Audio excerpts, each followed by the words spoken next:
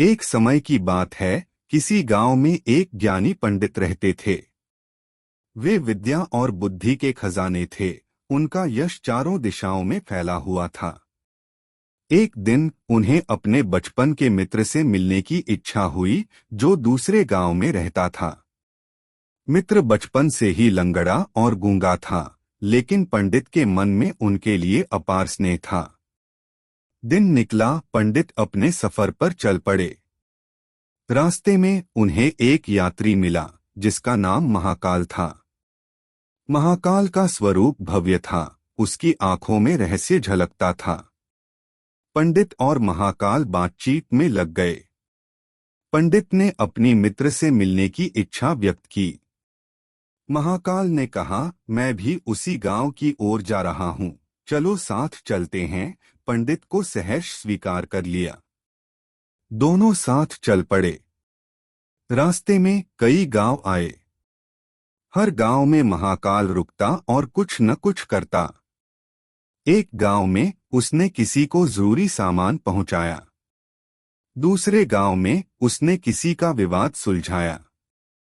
पंडित को आश्चर्य हो रहा था कि महाकाल इतना सब कैसे कर लेता है।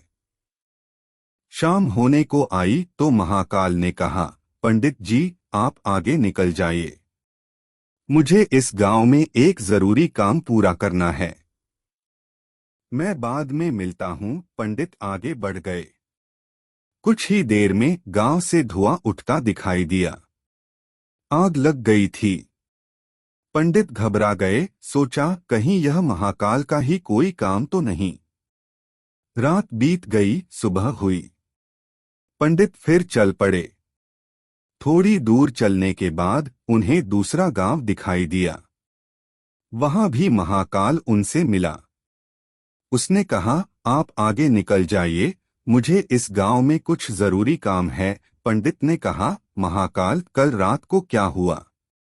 उस गांव में आग लग गई थी। कहीं तुम्हारा ही उससे कोई संबंध तो नहीं? महाकाल ने धीरे से कहा, पंडित जी, मैं यमदूत हूं। मेरा काम प्राणों को हरना है। जब किसी की आयु पूरी हो जाती है तो मैं उसे यमलोक ले जाता हूं। कल रात उस गांव में कुछ लोगों की आयु पूरी हो चुकी थी, इसलिए। पंडित कांप उठे। उन्होंने सोचा, अगर यह सच है तो इसका मतलब यह है कि जिस गांव में महाकाल जाता है वहां किसी न किसी का अहित जरूर होता है। कहीं मेरे मित्र के साथ भी तो कुछ नहीं? पंडित के मन में भय उमड़ता गया। उन्होंने हकलाते हुए कहा, महाकाल, तो क्या मेरे मित्र के साथ? क्या उसके साथ भी? महाकाल चुपचाप पंडित की आंखों में देखता रहा। उसकी चुप्पी पंडित के डर को और बढ़ा रही थी।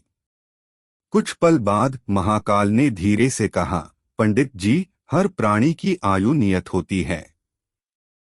किसी का समय पहले आता है, किसी का बाद में। किसी का जीवन सुखों से भरपूर होता है, किसी का दुखों से। लेकिन सभी को अंत यही आना है। आपके मित्र की आयु भी पूरी हो चुकी है।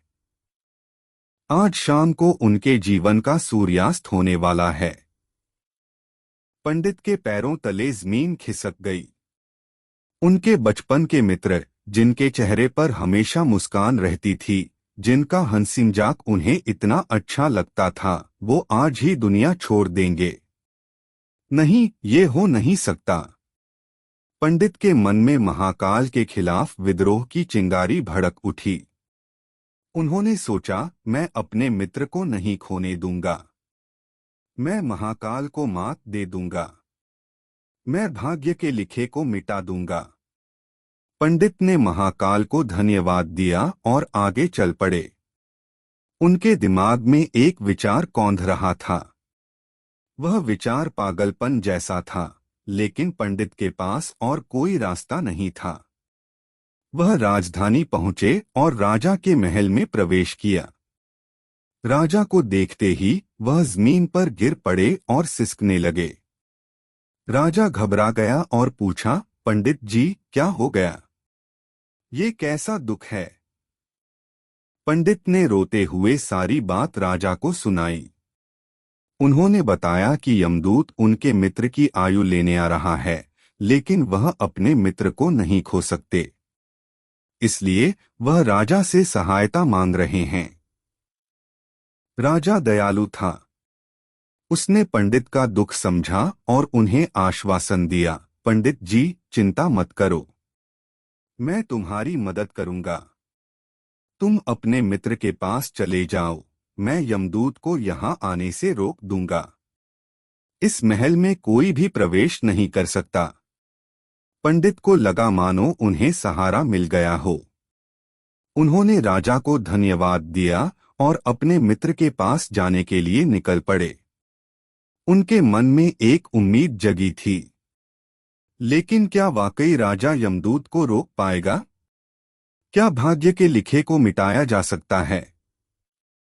इन सवालों के जवाब ढूंढने के लिए पंडित को अपने मित्र के घर तक पहुंचना था, जहां उनकी परीक्षा का असली रूप सामने आने वाला था।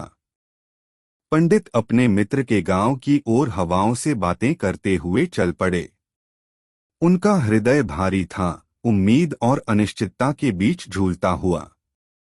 उन्हें विश्वास था कि राजा उनके मित्र को बचा लेगा, परंतु मन के एक कोने में संदेह की आग अभी भी धधक रही थी। जैसे जैसे उनका गांव नजदीक आता गया, वैसे वैसे घबराहट की धड़कनें उनके सीने में तेज होती गईं। गांव पहुंचते ही उन्होंने देखा कि उनके मित्र के घर सन्नाटा है। कोई चहल पहल नहीं, कोई हंसी नहीं। पंडित ने डरते डरते दरवाजा खटखटाया। कुछ पलों की खामोशी के बाद दरवाजा खुला और गांव का एक बुजुर्ग व्यक्ति सामने आया। उसके चेहरे पर उदासी का साया पड़ा था। कृपा करके बताएं, मेरे मित्र कहाँ है? पंडित ने कातर स्वर में पूछा। बुजुर्ग व्यक्ति ने धीमे से कहा, मित्र क्या कहें, गए वो तो सदा के लिए। आज सुबह ही उन्होंने अंतिम सांस ली है। अरे भाई, नियति के आगे किसकी चली है? सबकी आयु तय होती है, किसी की कम, किसी की ज्यादा। पंडित के पैरों तले जमीन खिसक गई। उनके कानों में सिर्फ बुजुर्ग व्यक्ति की आवाज गूंज रही थी, बाकी सब कुछ धुंधला गया। उनके मन का बनाया महल, उनकी उम्मीदों का धरती धराशायी हो गया था। नीति ने अपना फैसला सुना दिया था और वह फैसला अपरिवर्तनीय था। कुछ पल तक वे बेसुध खड़े रहे, फिर जोर से रो पड़े। उनका दुख अथाह था, असीम था।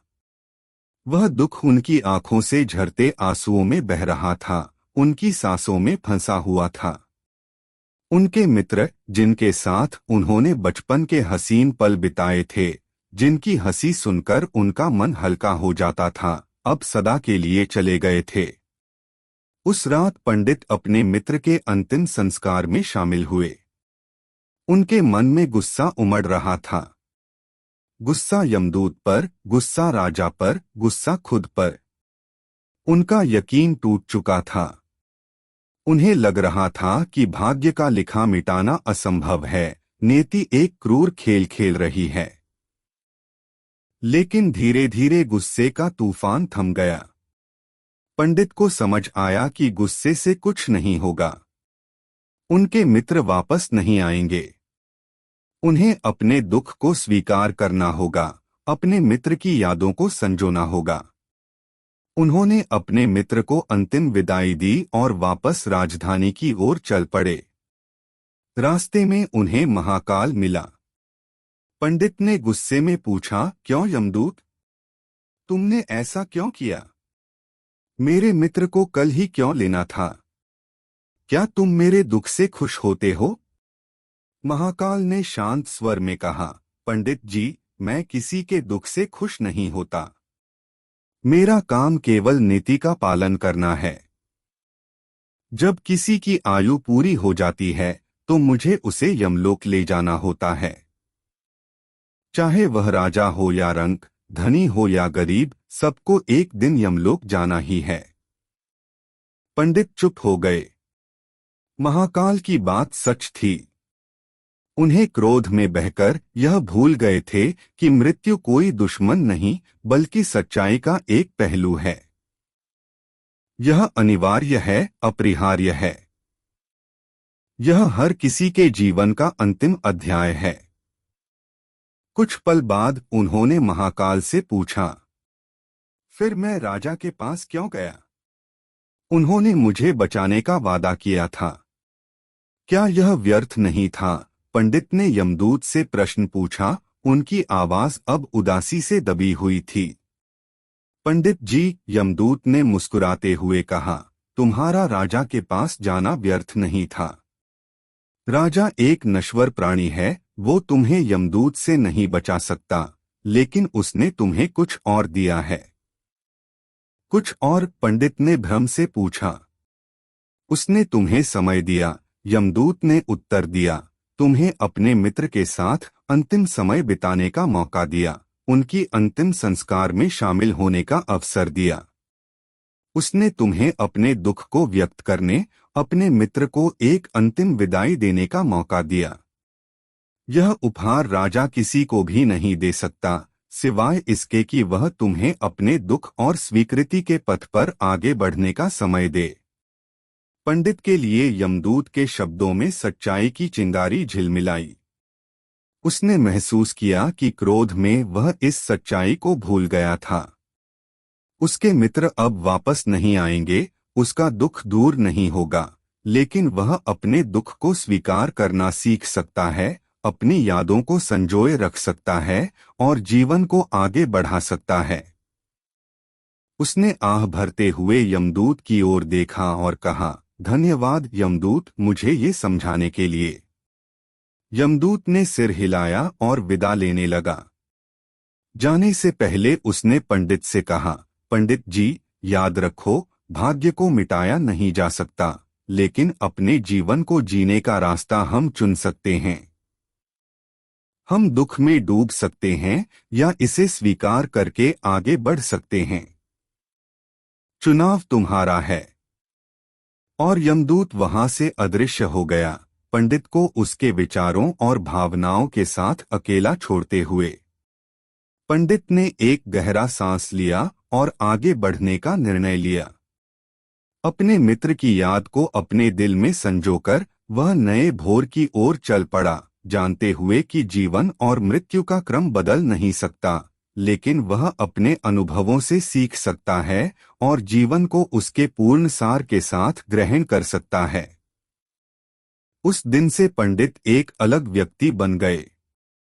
उन्होंने विद्या और बुद्धि पर ज्ञान के साथ साथ जीवन और मृत्यु के नाजुक संतुलन को भी समझा। उन्होंने महसूस किया कि मृत्यु एक भयानक दुश्मन नहीं, बल्कि जीवन का एक अनिवार्य सत्य है। यह सत्य स्वीकार कर उन्होंने अपने जीवन को और भी गहरा और भी सार्थक बना लिया। यह कहानी पंडित और उनके मित्र के बारे में है, लेकिन इसका संदेश हमारे लिए भी एक समान रूप से महत्वपूर्ण है। हम सभी को एक दिन मृत्यु का सामना करना ही पड़ेगा। यह सच्चाई भले ही कठिन हो, लेकिन स्वीकार करने पर यह हमें अपने जीवन को पूरी तरह से जीने के लिए प्रेरित करती है। हम अपने प्रियजनों के साथ समय बिताना सीख सकते हैं, अपनी यादों को संजो सकते हैं और जीवन को उसके प्रत्येक क्षण को महत्व देना सीख सकते हैं। याद रखें, भाग्य का लिखा तो कभी नहीं मिट सकता, लेकिन अपने जीवन को कैसे जीना है, यह चुनाव हमेशा हमारा होता है। तो दोस्तों, मुझे आशा है कि ये वीडियो आपको पसंद आया होगा। इस वीडियो से अगर आपने कुछ सीखा है तो वीडियो को लाइक करें और दोस्तों को आगे शेयर करें। जय श्री कृष्ण।